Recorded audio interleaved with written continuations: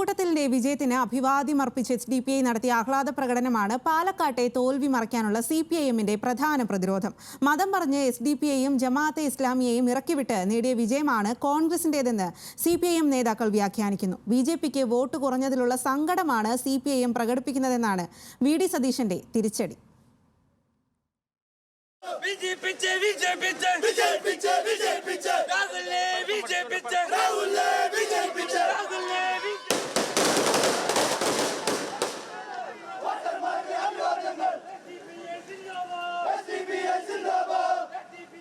പാലക്കാട് ഫലത്തിന്റെ പ്രാഥമിക വിലയിരുത്തലിൽ കേഡർ വോട്ടുകളിൽ ചോർച്ചയുണ്ടെന്ന് CPIM കണ്ടെത്തി. ഇത് പ്രതിരോധിക്കാൻ പാർട്ടിക്ക് വീണുകിട്ടിയ ആയുധമാണ് SDPI പാലക്കാട് നടത്തിയ ഈ പ്രകടനം.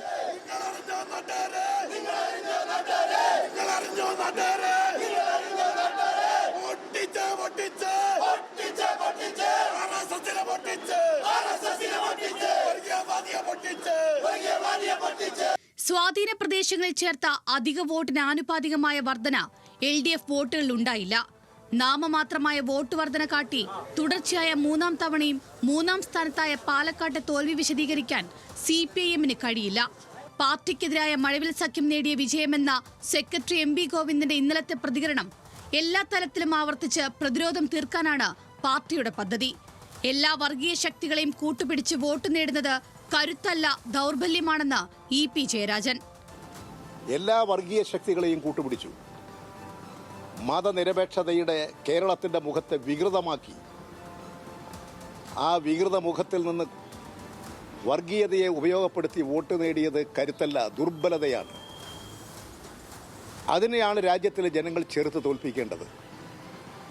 കോൺഗ്രസ് സ്വീകരിച്ചുകൊണ്ടിരിക്കുന്ന ഈ വർഗീയ പ്രീണന നയം, അത് ന്യൂനപക്ഷ വർഗീയതയാകട്ടെ ഭൂരിപക്ഷ വർഗീയതയാകട്ടെ, ഈ വർഗീയതയെ ചെറുത്ത് മതനിരപേക്ഷത കാത്തുസൂക്ഷിക്കുക എന്ന മഹത്തായ നയത്തെ ദുർബലപ്പെടുത്തുകയാണ് ഈ തെരഞ്ഞെടുപ്പിൽ കോൺഗ്രസ് UDF ചെയ്തിട്ടുള്ളത്. SDPI ജമാഅത്തെ ഇസ്ലാമി സഖ്യത്തെ UDFൽ ഉറപ്പിച്ചു നിർത്തുന്നത് ലീഗെന്ന് LDF convener TP Ramakrishnan.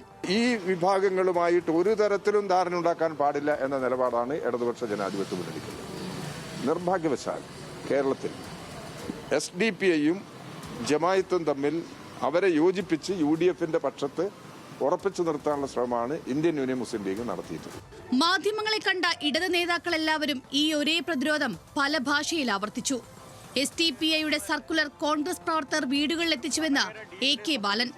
Congress മതം പറഞ്ഞ് SDPIയെ ഇറക്കിവിട്ട് നേടിയ വിജയമെന്ന് LDF സ്ഥാനാർത്ഥി P സരിൻ. BJP വോട്ട് ഗണ്യമായി കുറഞ്ഞതിൽ BJPയേക്കാൾ സങ്കടം CPIMനെന്ന് തിരിച്ചടിച്ചു VD സതീശൻ. E ശ്രീധരൻ കഴിഞ്ഞ തെരഞ്ഞെടുപ്പിൽ പിടിച്ചതിൽ നല്ലൊരു ശതമാനം വോട്ട് രാഹുൽ തിരികെ പിടിച്ചു. CPIM അനുഭാവികളുടേതടക്കം എല്ലാ വിഭാഗത്തിന്റെയും വോട്ട് UDFന് കിട്ടി. 50,000 വോട്ട് 2021 E ശ്രീധരൻ പിടിച്ച വോട്ട് 39,000 ആയി അല്ലേ? അപ്പൊ BJPയുടെ വോട്ട് ഗണ്യമായിട്ട് കുറഞ്ഞു. അന്ന് ശ്രീധരന് കിട്ടിയത് എനിക്ക് BJPക്കാരുടെ ചോദിക്കാനുള്ള അന്ന് SDPIക്കാരുടെയും ജമാഅത്തെ ഇസ്ലാമിയുടെ വോട്ടാണോ അന്ന് ഈ ശ്രീധരന് കിട്ടിയത്? ഇവിടെ BJPയുടെ വോട്ടിനേക്കാൾ കൂടുതൽ വോട്ട് അന്ന് ഈ ശ്രീധരൻ പിടിച്ചു. ആ വോട്ടിലൊരു നല്ല ഭാഗം രാഹുൽ മാങ്കൂട്ടത്തിൽ തിരിച്ചു പിടിച്ചു. നമുക്ക് കിട്ടി, അത് കിട്ടി. അതെങ്ങനെയാണ് SDPIയുടെ വോട്ടാവുന്നത്? ഈ തെരഞ്ഞെടുപ്പിൽ പാലക്കാട്ട് 15,000 പുതിയ വോട്ടുണ്ടായിരുന്നു. അതിൽ CPIMന് കൂടിയത് 920 വോട്ട് മാത്രമാണ്.